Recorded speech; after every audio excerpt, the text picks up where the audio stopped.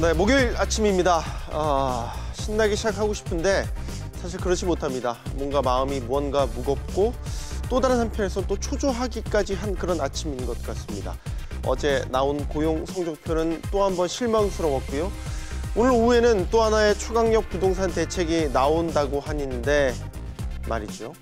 오늘자 조간신문도 온통 이 두 가지 얘기뿐입니다. 손석의 손안의 신문 시작하겠습니다. 일면부터 확인하시죠.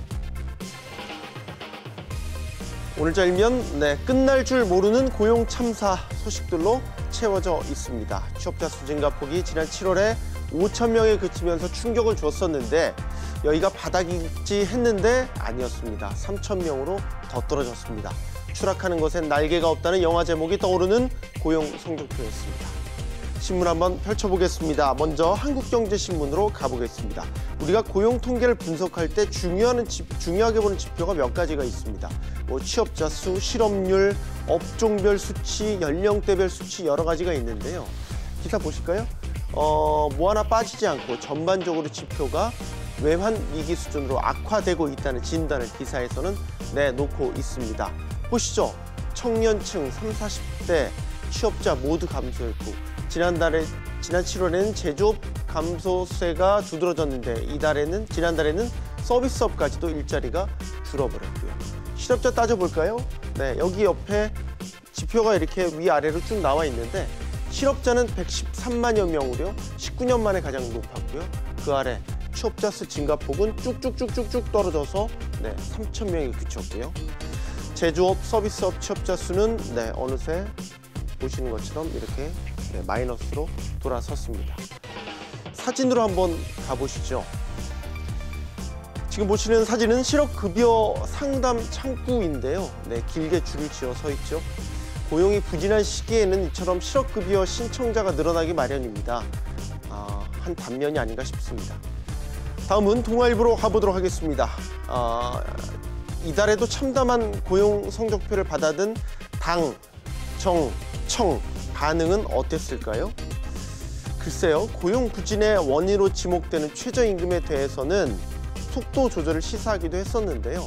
여전히 경제 체질을 바꿔가는 성장통이다, 이런 이야기를 내놓고 있는 거 보면은 큰 방향에서 정책 잘못 아니다, 아직 인정하지 않는 것 같습니다. 한마디로 미세 조정은 있겠지만 소득주도 성장, 이 정책 기조는 계속 끌고 나가는 게 맞다고 보는 것이죠. 올 연말이면 가시적인 성과가 하나 둘 나타날 것이다, 이런 얘기도 하고 있는데 글쎄요, 내부에서도 회의론이 일어나고 있거든요. 불과 넉 달도 채 안 남은 2018년입니다. 다음은 한겨레로 가보도록 하겠습니다. 부동산 시장은 요즘 토지 공개념이라는 게 도대체 뭔지, 이게 또 어떻게 시장에 영향을 미칠 것인지 신경이 아주 곤두서 있습니다. 이해찬 더불어민주당이 이 토지 공개념이라는 것에 다시 군부를 지피기 때문인데 그것과 관련된 기사가 되겠습니다. 그러니까 여기에 더해 앞으로 경기도민들께서는 이재명발 국토보유세에도 주목하실 필요가 있겠습니다. 국토보유세. 지난해 대선 당시에 이재명 당시 후보였죠. 공약으로 제시한 사항인데요. 이렇습니다. 전국의 토지를 소유자별로 합산해서 과세를 하고요. 이 과세한 전액을 모두 시민에게 기본소득으로 똑같이 배분한다라는 구상이 되겠습니다. 이해찬 대표를 만난 그제 자리에서는요.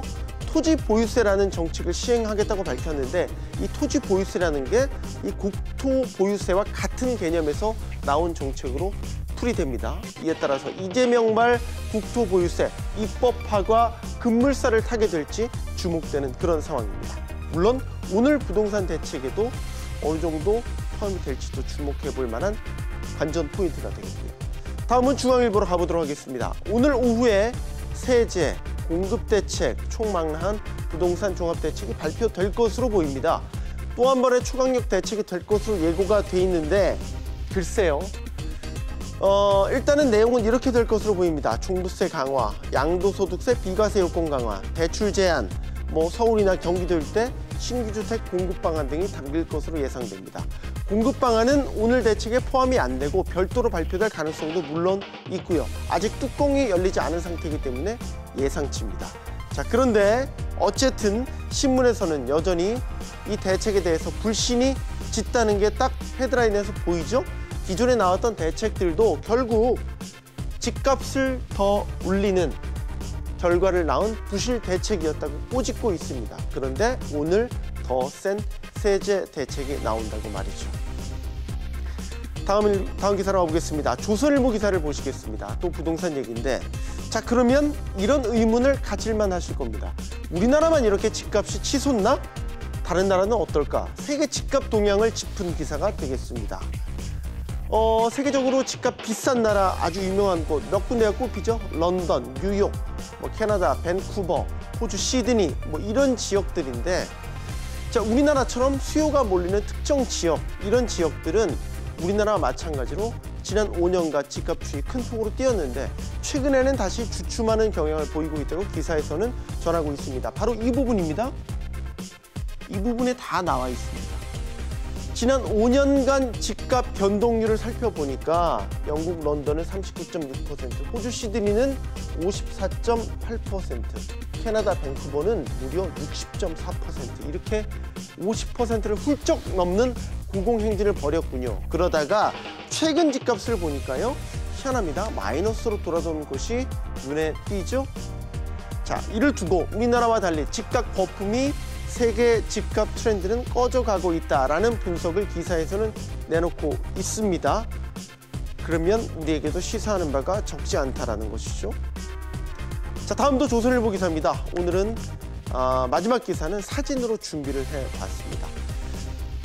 보시죠. 제목과 함께 잠시 사진을 보시겠습니다. 한 청년이 서울시 청년 일자리 센터라는 곳인데요. 이 한 구석에서 고개를 숙인 채 쉬고 있는 사진이군요. 생각에 빠져 있는 것인지 아니면 혹시 지쳐서 잠이 든 것 같기도 하고요. 청년층 실업률이 10%를 기록하며 외환위기 수준으로 악화된 상황이죠.